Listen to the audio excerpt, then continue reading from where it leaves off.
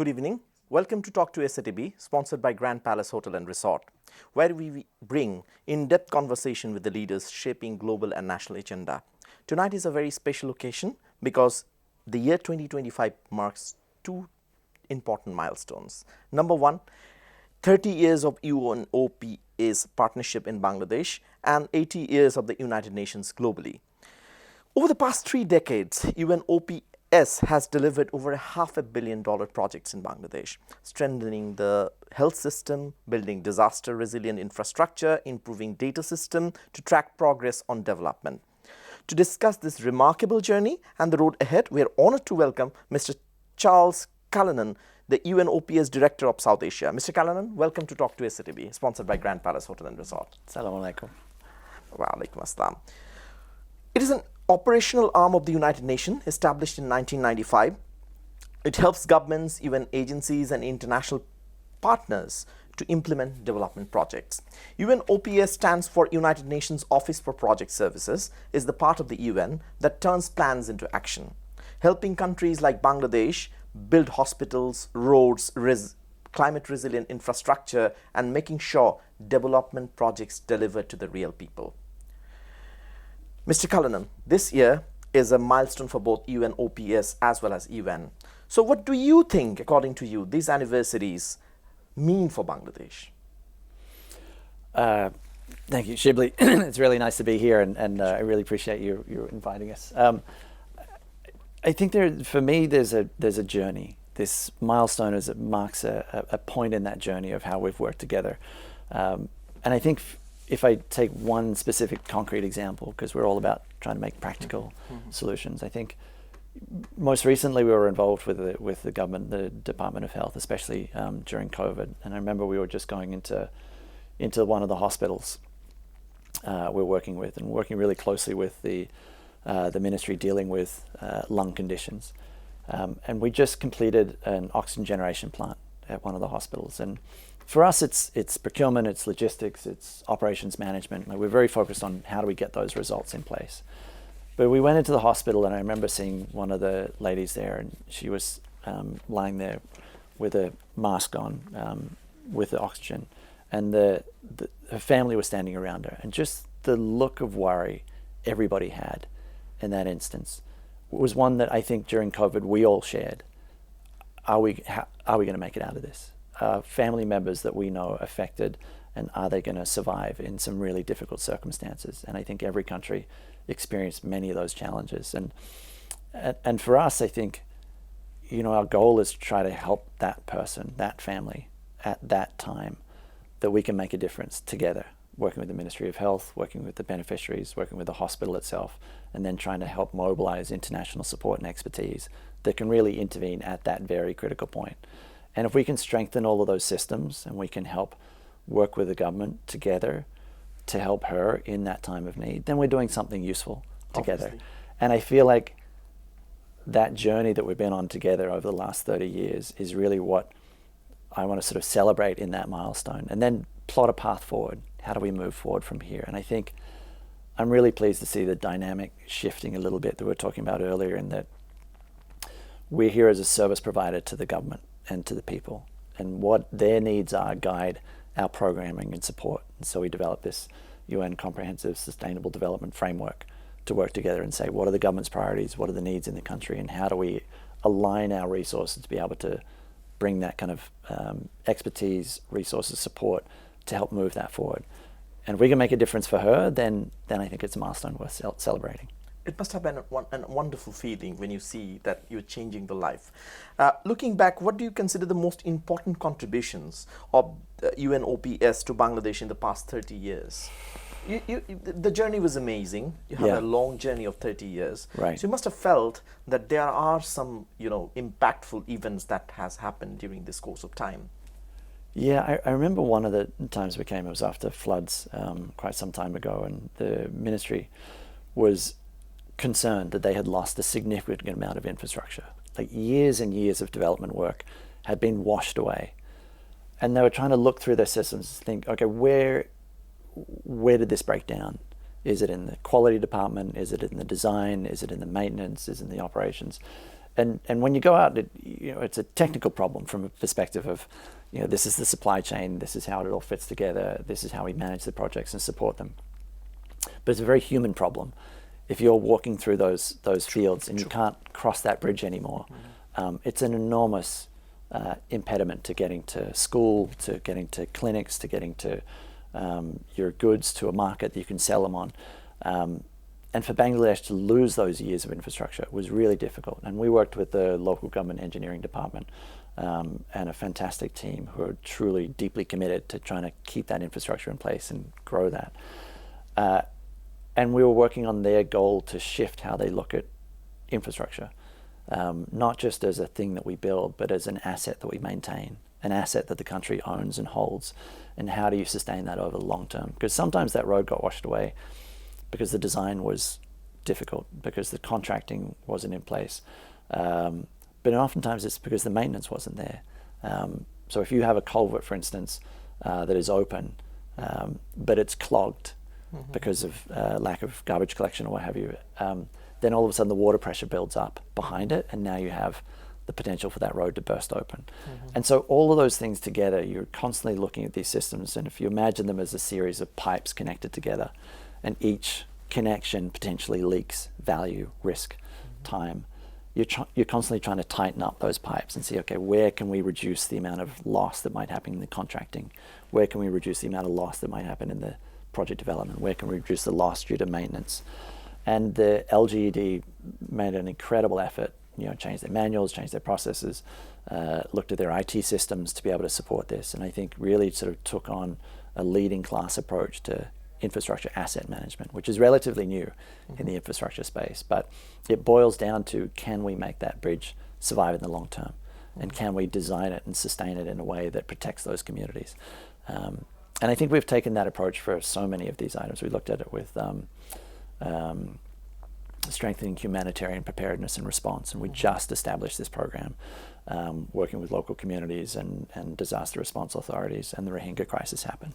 And with that, we were asked to scale up rapidly to be able to support the Bangladeshi government respond and support that crisis. Similarly, working on the COVID response, bringing in oxygen generation plants, support to the Ministry of Health, procurement, and so on. And all of these elements really together, driven by demand, making sure that there's a very clear government ownership and making sure we support that so that it can help the communities. Well, you have a vast experience of working in the development projects. As you have pointed out, the development should be sustainable development. As you have pointed out in your example, like leaking in the pipes, maybe the plan was somehow, wasn't in proper plan in place or something. So when you have an experience to work in Nepal, you have an experience to work in Afghanistan. So in this part of the world, do you find the Bangladesh is unique in terms of, lack of plan, in terms of, or you find this part of the world is pretty similar in terms of projects that we need to be very careful and we need to equip ourselves effectively so that our development could go, go for long. So that because end of the day, it's people's property. It's people's for the welfare of the people. Yeah. Because it would deliver service to the people. So how do you find the difference between between these countries, or we are in the same track according to your expertise? What do you think about it? Bangladesh is unique in so many ways. Okay. But the pressures on projects are the same. Okay. The pressure of politics, because infrastructure is politics. Largely dependent on politics. Infrastructure is your politics written in cement and steel. If you understand where a school is, it's there because of politics. If you understand where your roads are, it's there because of politics. So when you look at it through that lens, you understand how the politics has shaped the built environment, and then the built environment shapes how we work and operate and live together. But let me interrupt you. Let me interrupt you over there. It's about the planning as well, whether it's the proper planning as well. I will give an example. In last Prime Minister, one little kid write a letter to her that when she wants to go to her primary school, she needs to cross a river, or she needs to go round by a highway. So the Prime Minister immediately ordered the LGED to build a bridge over there, or so that she could cross the river and go to her school. But the problem is, that was a very huge river. So that was a highway that's been built by the LGED. What could have been most convenient for the child? To build a primary school on her village. But instead of doing that, they built a bridge. LGED built a bridge so now every day she's crossing a highway, which is creating danger for her life as well. Right. So is there any, do you find in your career, because you've spent a lot of time in South Asia, so is there any proper lacking in planning? So did you point it out those lacking as well? As you said that you have pointed out that how the roads should, properly maintained, because maintenance is a bigger part of, Sure. of having a sustainable road as well. Yeah. So what I think is that the pressures in Bangladesh are not unique to Bangladesh. I mean, if you look at any country and where its infrastructure is, there's pressure from politics about where to place that particular infrastructure. There's pressure on the planners as to, does it support, the technocratic perspective, does it support a political perspective? And both of those have to blend in order for you to get that approval and the finance to be able to do it. So, Bangladesh has its own unique politics and culture and what have you, but those pressures are not unique. And in fact, go to any country world and ask their infrastructure departments, whether they're being pressured by ministers to put infrastructure in certain areas. All of that exists. And so our work really with governments is to try to work out what is best in those planning processes and how to shape and help influence that support, really from a very technocratic perspective. Ours is an apolitical, impartial view on this.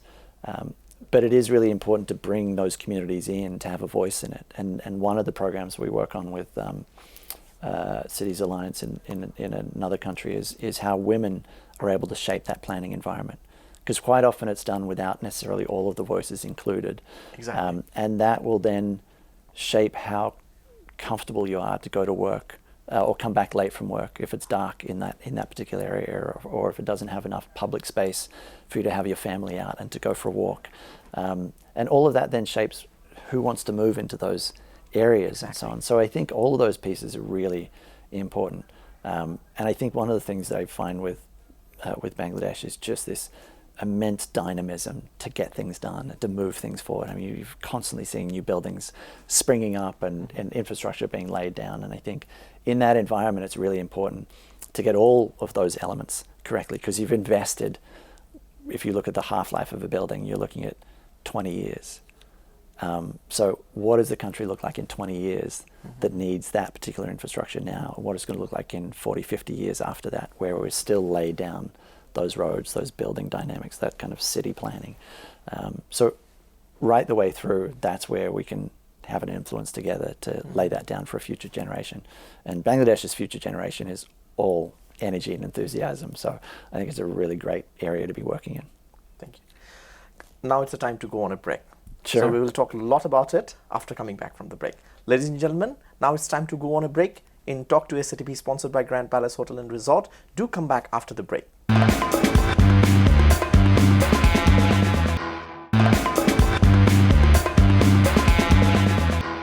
Welcome to Talk to SATV, sponsored by Grand Palace Hotel and Resort. Before the break, Mr. Callanan was talking about how fascinating the young generation he finds over here. Mr. Callanan, my next question to you. Bangladesh is halfway through the journey of achieving the Sustainable Development Goals. How is UNOPS supporting the government accelerating this progress? Thanks. There's a number of areas, but I mean, our two focuses are really on health, strong institutions, and our third is in gender equality as well. Let me take health as the first example. We talked about oxygen generation plants we're working on with the government, support for procurement, enabling fast recruitment and startup of technical expertise. One of the areas that we're supporting the government with is the ability to track and respond to climate-related outbreaks. Obviously, with the change in weather dynamics, this has an impact on things like dengue and malaria and so on, and helping the government improve their monitoring systems, their expertise in this area enables them to intervene earlier in that kind of outbreak process. And so that health area is a really important one for us. Focusing on public health. Public health, yes, yep. Absolutely. The second area around climate and environment, this is where we're working with the with the government to make sure that we look at climate-related solutions, sustainable, resilient infrastructure, things that will survive the many challenges in that area. And then the third is around strong institutions, gender equality. So one area is, for instance, in helping BIPSOT establish women's training facilities for peacekeeping engineering troops. And I've worked alongside the peacekeeping engineering troops of Bangladesh, in Sudan, and other countries. And it's a really important service that Bangladesh offers. And I think having more women as a part of that process and trained engineers is an area that we're very passionate about, having a number of women engineers in our team. And it's one that we are really happy to work with UN Women and the government to support. Mm-hmm. So, according to you, can you share some concrete examples, like as you have discussed about the oxygen plants and how you have the practical experience that it's changing the life of the people, perhaps in climate resilience and healthcare, because you've talked about climate resilience infrastructure, that you're helping the Bangladesh government, where your UNOPS support has made a visible difference. Can you share some examples? In the infrastructure space, we talked about the asset management support and the local government engineering department, and I think that's an area that the LGED are, I think, rightfully proud of the changes that they've made, and that really has a big impact both in the policy, in the manuals, in their ability to operate, and they have a very large infrastructure budget to be able to maintain that local government infrastructure. And I think that's an area that's making a really solid difference. There's a marvelous team of engineers, and we have worked very closely with them. On climate and environment, this is where we're working with the Ministry of Environment in support. I will defer to my team in some of those areas. But that's, and then we talked about the women in engineering and peacekeeping and so on. Mm-hmm. What about, we have the longest coastline over here, so the environment has a greater impact over there because of the pollutions and all that. So you are working on environment resilient infrastructure. So can you give us some examples that about the environment resilient infrastructure that you already accomplished over here, and it's been, people of Bangladesh is getting its services as well? I think we've focused on institutional strengthening rather than the actual infrastructure. But one of the areas that we have just engaged with is in support of Takeda, which is a Japanese pharmaceutical company. They've been interested to support the Ministry of Health here and looking at medical solid waste management and its connection to climate change. And it's connected in a couple of ways. One is that additional storms impact on the disposal of waste, especially if it's put into unregulated landfill. It has additional disease-borne vectors if you've got unregulated waste or mismanaged waste in that space. The second is on the burn-off of medical waste, and often that's a default mechanism. But there are newer mechanisms that don't add pollutants to the air and don't add additional CO2. So microwave solutions, for instance, can reduce the amount of medical material that is then being recycled into waste areas. And so the Ministry of Health are very keen for us to work together with them to tackle this issue. It's one that is not easy, that a lot of countries struggle with, and it's particularly important here, and that's where you see climate, environment, health really come together in some of these spaces. Callanan, the partnerships are at the heart of the development. So how does UNOPS work with the government of Bangladesh and this UN system and the other partners to maximize this benefit? So we're a demand-driven organization, which means the government works with us when they identify implementation gaps, things that they've been trying to do and have been unable to for a whole variety of reasons that are common to every government you can imagine. And then that's where they ask us to provide project management support, procurement type of support, human resources, logistics or infrastructure. And that's where they say, here's where we could use the help. And then we surge our teams in to support. And that's a really collaborative process. So we're building in support of government and community priorities under the umbrella framework that the UN and the government sign. Well, You've worked with Bangladesh for 30 years, more than 3 decades, and you have delivered about $500 million projects to Bangladesh. You've changed millions of life over here. So what is the plan for the next decades? How do you want to work, and what is your overall plan to work with Bangladesh in the next decade? Sure. We want to stay focused in health support. We work very closely with our Ministry of Health colleagues and our brothers and sisters in WHO, and I think that's where we have an ability to really support fast procurement, fast support infrastructure, and so on. And where there are those gaps that the government identifies, and WHO feels like we can bring in that assistance, that's where we one area. The second is in climate environment. We see increasingly in this region the impact of a changed monsoon, the change in weather patterns, the increase in heat, increasing vector-borne diseases because of the spread of particular diseases related to heat. And that's another area that we want to work in. It relates to resilient infrastructure and the protection against damage from storms that you were talking about. It looks at public institutions and their infrastructure requirements, like what survives after a particular disaster. And then how do we look at climate and environment also to consider air pollution and its impact on health and infrastructure as well. Well, you work on demand basically, and that's very practical, because in this part of the world, demand changes after a certain period of time because of the geographical and environmental reasons.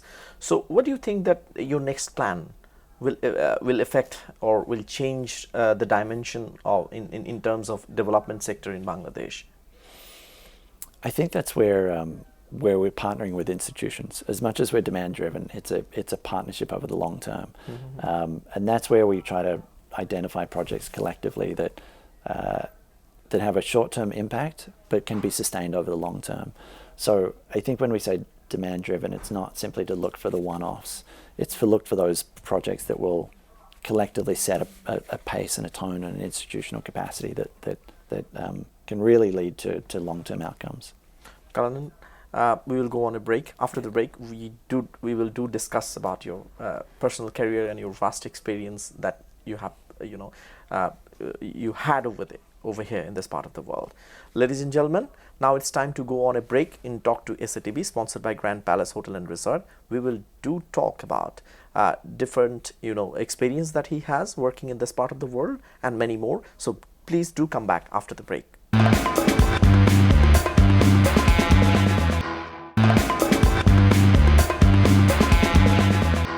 Welcome to Talk to Satv, sponsored by Grand Palace Hotel and Resort. Before the break, we were discussing about the public health and the plans that UNOPS have in the next decades to work with. Callanan, my next question to you, from your vantage point as Director of South Asia, what excites you most about Bangladesh's development story? Every time I come back to Bangladesh, I get this wave of enthusiasm. There's so much passion and energy here. I feel it for the young people in our office. I feel it in the street. I feel it in the ministries where I find dedicated and committed people who are trying to make a difference, and it feels like you're constantly in this sort of wave of energy that is trying to carry the country forward. And it's at this pace and scale, it's difficult and it's challenging, and it has all of that messiness that comes with enormous change, but it comes with a level of optimism and a level of entrepreneurial spirit that I find really inspiring. And so I think for me, that's one of the pieces that I always feel about Bangladesh, is this kind of energy that you get as you travel around and meet people, and the optimism is infectious. So what lessons from Bangladesh's progress can you share with other South Asian nations compared with other South Asian nations? Do you find any difference? They're all so different and so unique. Here I find that level of entrepreneurship and that drive that's coming out of the youth really invigorating. There's a level of innovation, and I see it at all levels, whether we're talking to people about the implementation of AI in their work, or digitalization, or startups. It feels like in every version of this, there's somebody thinking about creative new ideas and ways to engage. And I don't know how you bottle that and replicate it, but I think it's an amazing part of Bangladesh. Okay, so my viewers would love to know your personal journey, to be honest, because how did you prepare yourself? Was it always on the plate that one day you will work on a development organization? Because that would encourage the young viewers as well. So if you go through your journey in Sudan, Afghanistan, Nepal, oh wow, oh my God, you have a huge journey. So this long career, what did you come across? What inspires you to go for the next decade? Yeah, I grew up listening to BBC World Service. My mum was British, and so I grew up in Australia, and we would listen to her around the kitchen table in the morning, and I would always hear these stories about peacekeepers and UN and what have you, and I never dreamed that would be me. But then I was in the Army Reserves in Australia, and I was working in the private sector, and East Timor kicked off, and there was a move for separation, independence from Indonesia. And I traveled to East Timor to volunteer, maybe to work for an NGO or an aid organization somehow. Wonderful. That's back in the year? 2000. Okay. And I was lucky enough to land a job working with the UN after I got there. And we were working on the logistics support to the elections, and that was my background in planning and operations and support. So, and I watched a country vote for its own people for the first time in their living memory, and I was there when the day of independence came, and this amazing amphitheater, sort of naturally created by the hills. Almost everybody felt like came down to this area, and the prime ministers and presidents of various countries were there, and East Timor had been through an incredible suffering, and they lowered the UN flag and raised the East Timorese flag for the first time, and I was with just an enormous number of school children as we were supporting the Independence Day ceremony, and everybody around me was in tears, and I couldn't help but feel like this incredible honor to be a part of, to watch their history unfold, and to see how that youth and engagement had shaped the country for the future. And from there, I went to Afghanistan. I was supporting the UN mission there, and the setup of their operations in the southeast, and then working on the elections, and then in very different people. I couldn't be more different, and yet, and still, that incredible sense of family and connection and hospitality. I think, when you're at one point I was very alone in a very remote part of Afghanistan, and my motorcycle had broken down, and this vehicle stopped in front of me, and 4 people jumped out, and I thought I might be in real trouble here. Oh my God. And they bailed out, and they picked up my bike, and they said, because they could see I had a flat tire, and they said, I said, well, just help me get to the nearest village and we'll fix it, and I won't trouble you at all. And they refused to listen. They put the entire motorcycle in the back of their tiny car. Okay. And then the 5 of us sat like this for nearly 2 hours going back to Kabul. And my bike had it was spilling petrol and oil over their car and what have you. They took me to the door of my house. They dusted me off, and they said, "You're a guest in our country." And I said, "Please, at least let me pay for the damage that I've done to your car." They refused to hear of it, and they said, "You're a guest. This is how we look after our guests here." And I think, I found that in almost every country that I've worked in. People are just, want the best for their families. They want to hope and dream for something better for their kids, and I think, I have the unbelievable honor and luck to be able to support that. So what about the message that you want to give to the young people or young generation in Bangladesh? Oh, far be it for me to tell them what to do. I would love to have it. But I think You've said a lot of good words for them. Yeah. In every government system that we work with, and every institution that I engage with, we're constantly looking for people who are not happy with the status quo. You're looking for people who want to make a change, who want to make a difference, and who are prepared to put themselves out there to do the extra work necessary. And it's hard to find because these systems, government institutions, cultures in every society make it easy to sit with the status quo. And I think for all of the benefits, the changes only come from that relentless push for change and never giving up that things can be better.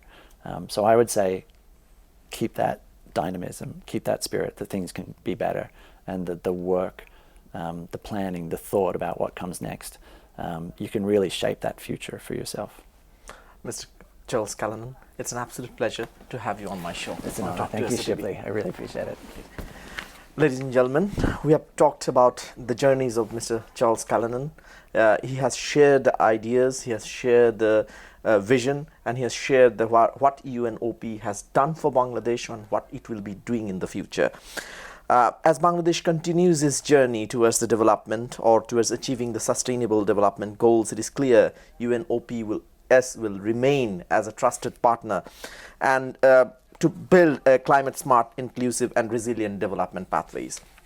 On behalf of the Talk to SATV and our viewers, we thank UNOPS for 3 decades of commitment to Bangladesh, and we look forward to seeing this partnership to grow even stronger in the years ahead of us. So thank you very much. Thank you very much, viewers, for watching us, and good night and thank you for watching. We will be seeing you on the next day. Thank you very much.